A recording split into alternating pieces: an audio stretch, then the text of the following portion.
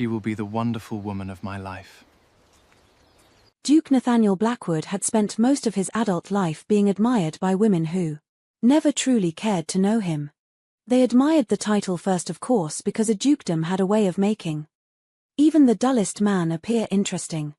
They admired Blackwood Manor with its miles of green land and old stone towers standing proudly against the sky. They admired the carriages, the servants, the family name, the possibility of becoming Duchess Blackwood, and sitting at the head of one of the most powerful households in southern England. Some admired his face, others admired his fortune, and many admired the future they imagined they could build upon his influence. Yet very few ever asked what he feared, what he regretted, what kept him awake when the great house had gone silent and every candle had burned low. By the age of 35, Nathaniel had become very skilled at recognizing ambition disguised as affection. That was why he had never married. Society called him cold. His mother called him stubborn. His friends, when they were brave enough to say it aloud, called him impossible. Nathaniel preferred to think of himself as careful. A man born with his title learned early that people smiled differently when they wanted something from him, and after years of watching mothers guide daughters toward him with the precision of military generals, he had come to believe that love was a pleasant word people used when they meant advantage. The only person who could still soften him without effort was his younger sister, Lady Sophia Blackwood. Sophia had once been the brightest presence in every room she entered. She was not beautiful in the intimidating way society prized, but warm, lively, and mischievous, with a laugh that made even stern servants smile behind pantry doors. As a child, she had followed Nathaniel everywhere, asking questions about horses, books, politics, clouds, and why adults pretended to enjoy dinners that made them miserable. When their father died, Sophia had been the only member of the family who did not treat Nathaniel like a new duke before treating him like a grieving son. Then 2 winters before the story truly began, illness changed everything. It started as weakness in her legs after a fever. At first, the physicians promised rest would restore her strength, but weeks became months and the girl who had once raced through the gardens began moving slowly with a cane, then not at all without assistance. London society, which adored youth and grace but had little patience for suffering, showed sympathy for a season and then gradually lost interest. Invitations slowed. Friends visited less often. Young ladies who once claimed Sophia as a dear companion suddenly found the journey to Blackwood Manor inconvenient. Nathaniel watched his sister grow quieter. That hurt more than anything. He would have given half his fortune to restore her health, but money could not purchase. The one thing Sophia missed most was the feeling of being treated as if she were still herself. Servants became too careful around her. Visitors spoke too loudly or too gently, as though pain had made her fragile in mind as well as body. Even their mother, the Dowager Duchess Margaret Blackwood, loved Sophia with a desperation that often became suffocating.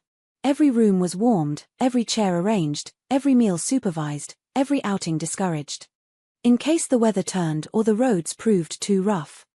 Sophia endured all of it with patience at first. Then she began to resent the kindness that felt like a cage. The only person who seemed unaffected by Sophia's changed condition was a young woman named Clara Bennet. Nathaniel heard the name first during breakfast when Sophia mentioned that Miss Bennet had brought her a book from the village library because she thought the heroine sounded stubborn enough to be tolerable. The comment made Nathaniel look up from his. Sophia had not joked about anything in weeks. Over the following days, the name returned again and again. Clara had read to her in the garden. Clara had argued that Sophia's chair should face the rosebeds rather than the house because no one recovers their spirits by staring at windows. Clara had brought honey cakes from her grandmother's kitchen. Clara had laughed when Sophia lost her temper and called the physicians a committee of overdressed geese. Anyone who could make Sophia laugh deserved some measure of appreciation. Yet gratitude soon gave way to suspicion because Clara Bennet was not a lady of standing. She lived with her elderly grandmother near the edge of the village in a cottage that required constant repair and produced more lavender than income. Her father had once been a clerk. Her mother had died when she was young. She possessed no fortune, no connections, and no apparent reason to spend so much time with the sister of a duke unless she hoped that kindness might one day be rewarded. Nathaniel disliked himself for thinking it. He thought it anyway. Experience had taught him to distrust convenient devotion, especially when it appeared around vulnerable members of his family. Sophia was lonely, grateful, and far too eager to believe in the goodness of anyone who treated her normally. Nathaniel would not allow someone to use that loneliness as a ladder into Blackwood Manor. So he decided to observe Clara Bennet himself. Not as the Duke. That would reveal nothing. People changed around titles. Their voices softened, their backs straightened, their smiles brightened with calculation. If Nathaniel wanted to know who Clara truly was, he needed to see how she behaved when she believed no one important was watching. The opportunity came when Mr. Harrow, one of the estate managers, travelled north to inspect a damaged tenant farm. Nathaniel dressed plainly the following afternoon, wearing a dark wool coat, simple boots, and no signet ring. To anyone unfamiliar with him, he could easily pass as a new steward or assistant, recently employed by the estate.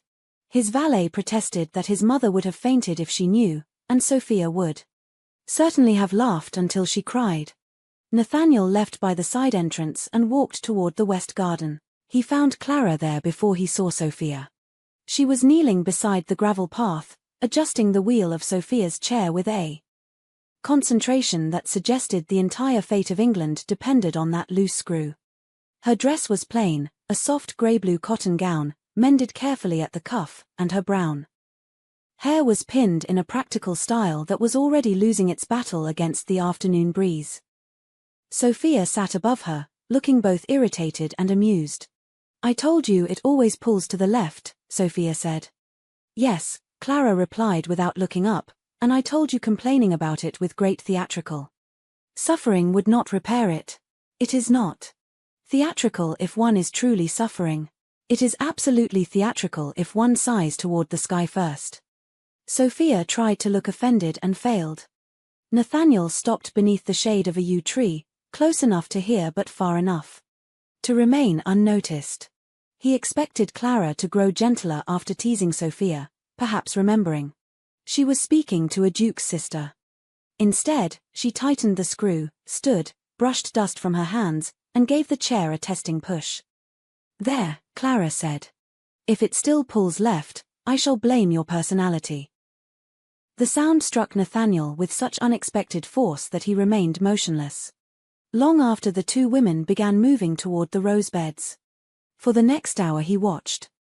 He told himself it was necessary. He told himself he was protecting Sophia.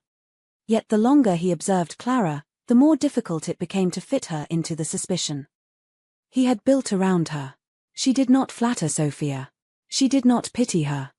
When Sophia became sharp, Clara did not retreat into wounded silence or rush to soothe her with false sweetness.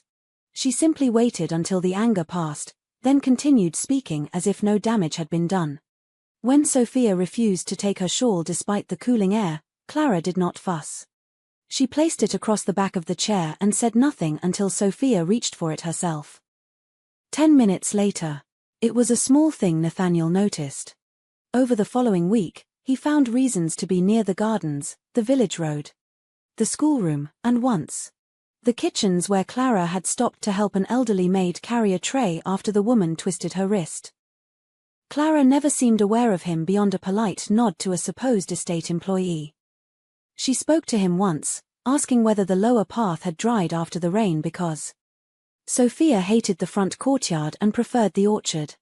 When he answered, she thanked him with the same warmth she gave everyone else. Then went on her way without any effort to charm him. That should not have mattered. Somehow it did.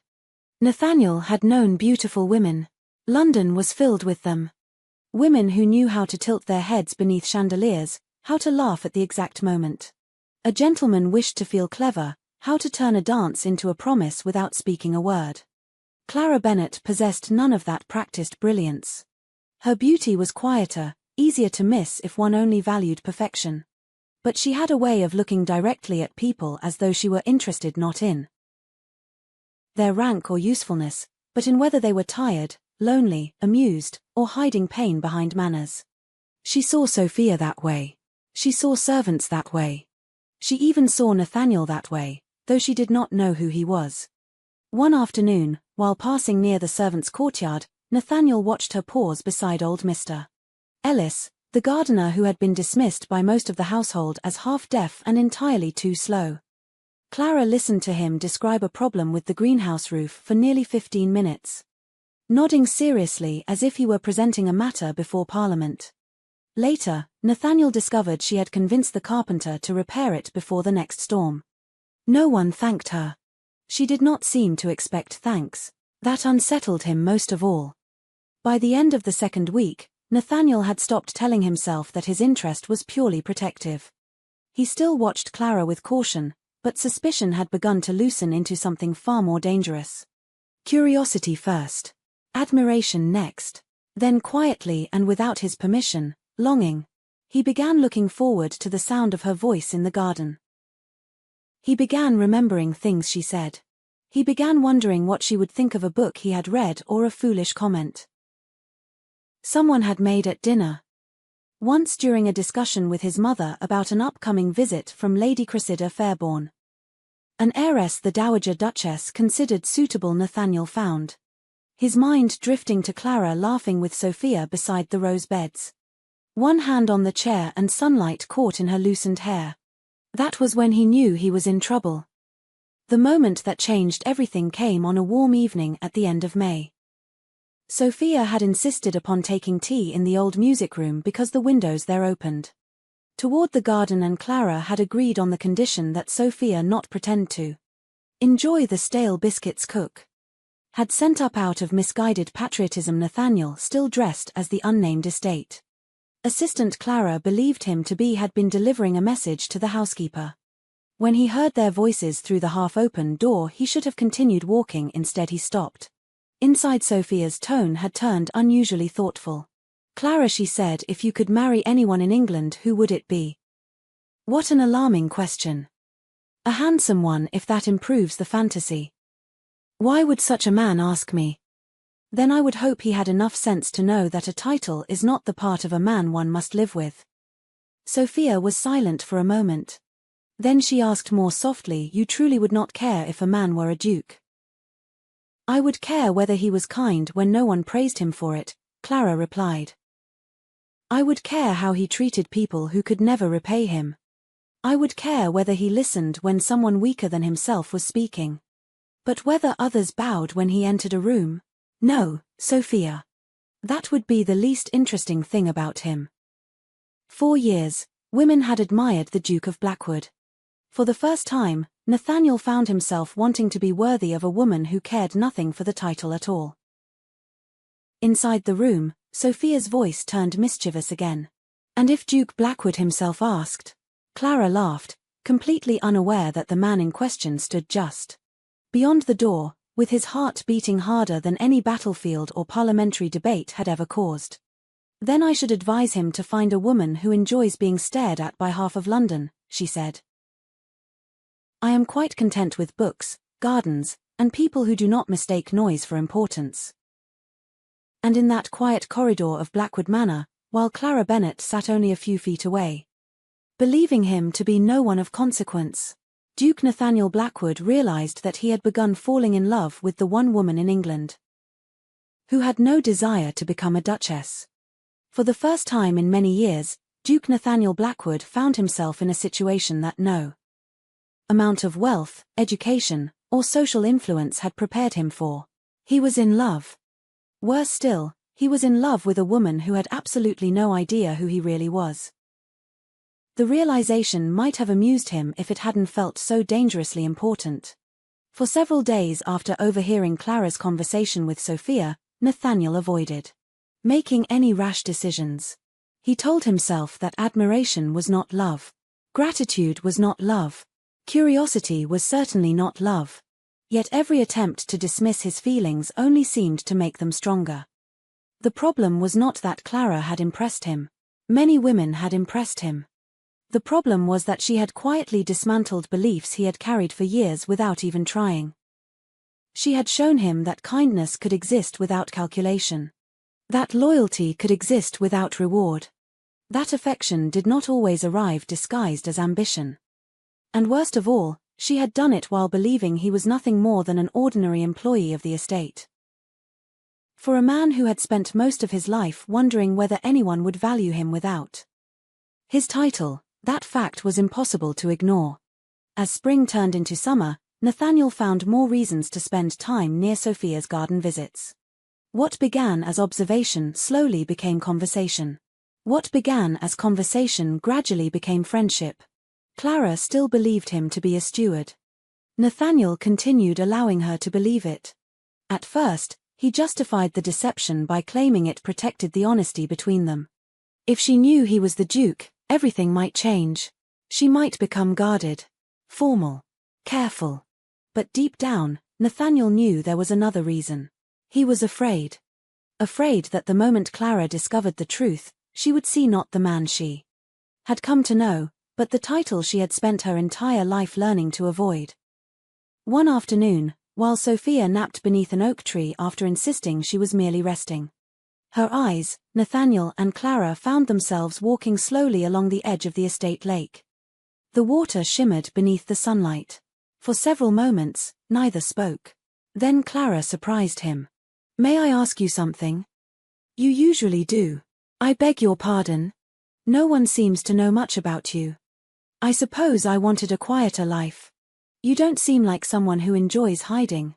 "And what if I am hiding?" "Then I hope whatever you're hiding from is not worth losing yourself over." Nathaniel felt something tighten in his chest. Because if there was one person from whom he was hiding, it was standing directly beside him. Unfortunately, not everyone in Blackwood Manor remained unaware of what was happening. The Dowager Duchess Margaret Blackwood noticed changes long before Nathaniel realized how obvious they had become. She noticed how often her son disappeared during afternoons. She noticed how frequently Clara's name appeared in conversation.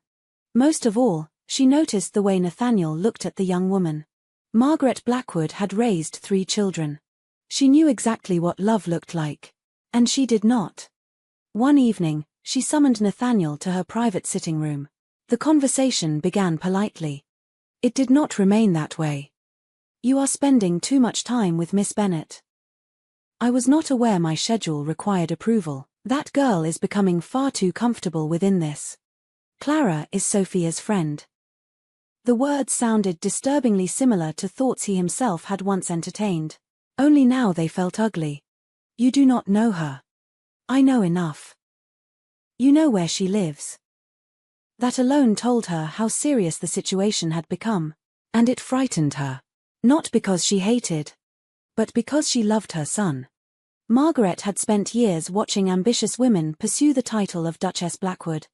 She feared Nathaniel would eventually become vulnerable to the wrong person. She simply could not imagine that this time she was the one making the mistake. Without consulting Nathaniel, Margaret informed Clara that Sophia required rest and fewer visitors. The message was delivered politely. The meaning was unmistakable. Clara understood immediately. She was being asked to leave. Sophia was devastated. Nathaniel was furious. Clara, however, accepted the decision with quiet dignity. That hurt him most of all. She did not argue. Did not demand explanations. Did not plead for permission to stay. She simply smiled at Sophia, promised to write, and prepared to return to her grandmother's cottage. The morning she left, Nathaniel rode after her. He found her walking along the village road carrying a basket of books Sophia had insisted she borrow. When Clara saw him approaching, she smiled. Then she noticed his expression. The smile faded. What happened? He had rehearsed this conversation countless times. "I lied to you." The words seemed so unexpected that she almost laughed. What a dramatic way to begin. "What do you mean?" About why he had watched her. When he finished, silence stretched between them. The road seemed strangely empty. Even the birds had gone quiet. Clara stared at him. Not with admiration. Not with excitement. With disappointment. And somehow that was worse. You thought I was pretending. You watched me because you suspected I wanted something from your family. I was wrong. For the first time since meeting Clara Bennett, Nathaniel found himself with no defense. Because she was right. Everything she said was true. Clara looked away. I never cared that you were a duke. When she spoke again, her voice was softer. I think you are a good man, Nathaniel. But a good man should have trusted me enough to be honest. And for the first time in years, Nathaniel Blackwood felt completely helpless. Clara no longer visited the manor. Sophia missed her terribly. Nathaniel missed her even more. Even the Dowager Duchess began to notice the difference. The house felt quieter, heavier, less alive. Then everything changed. Sophia fell ill. What began as a simple fever quickly worsened. Physicians came and went. Medicine was prescribed. Nothing seemed to help. Sophia refused food, refused visitors, refused conversation. By the end of the second week, even Margaret's composure began to crack. One evening, after another unsuccessful attempt to encourage Sophia to eat, a servant quietly entered the room. Your Grace, Miss Bennet has arrived. Without waiting for permission, she crossed the room and sat beside Sophia. Within minutes, the atmosphere changed. Sophia smiled for the first time in days. Later that evening, she ate half a bowl of soup. The next morning, she asked for breakfast. The day after that, she wanted to sit by the window. Margaret watched all of it, and gradually, something inside her began to shift. Because Clara had every reason to stay away. She had been insulted, distrusted, pushed aside. Yet when Sophia needed her, none of those wounds mattered. She came anyway. Not for Nathaniel. Not for Blackwood Manor, not for a title. For Sophia. Only Sophia. That truth became impossible to ignore. Several weeks later, after Sophia had fully recovered, the Dowager Duchess requested a private meeting with Clara. Nathaniel expected disaster. Instead, he witnessed something he never imagined possible. Margaret Blackwood apologized. Not partially. Not diplomatically. Fully. She admitted her mistake. She admitted her prejudice. And for the first time, she acknowledged the young woman standing before her not as a threat to the family, but as someone worthy of joining it. Clara was too surprised to speak. Margaret smiled faintly. It appears my son inherited his stubbornness from me. The proposal took place 1 month later. Not in a ballroom. Not before London society. Not during a grand celebration. Nathaniel chose the garden where everything had begun. The same paths where Clara had pushed Sophia's chair. The same roses Sophia loved.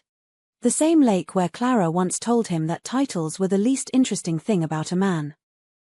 As the evening sun painted the gardens gold, Nathaniel knelt before her. This time there were no disguises. No lies. No misunderstandings. Only honesty. And when Clara finally said yes, Sophia cried so hard that both of them started laughing. Years later, people would remember the wedding of the Duke and Duchess of Blackwood. But Nathaniel remembered something else. The day he disguised himself to test a woman's heart. And discovered that it was his own heart being tested all along.